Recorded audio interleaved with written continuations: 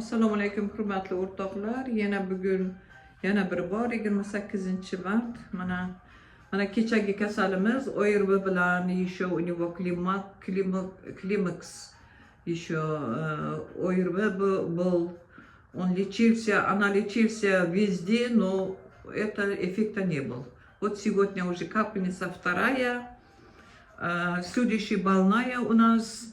У него нейроциркуляторная дистония, мышечные боли, у него o'zini juda yomon his qilib, hamma joyida og'riq bo'lib, holsizlik. Ну, короче, очищение организма сейчас делаем ему. И у него ОРВ, вот капельница получает, а не вторая у него, первая у него. Kunlaringiz yaxshi o'tsin azizlarim. Men sizlarni yaxshi ko'raman. Mana 28-mart kunimiz ham yakunlanyapti. Sog' salomat bo'linglar azizlarim, sog' salomat bo'linglar. Sizlarni yaxshi ko'raman, sevaman sizlarni.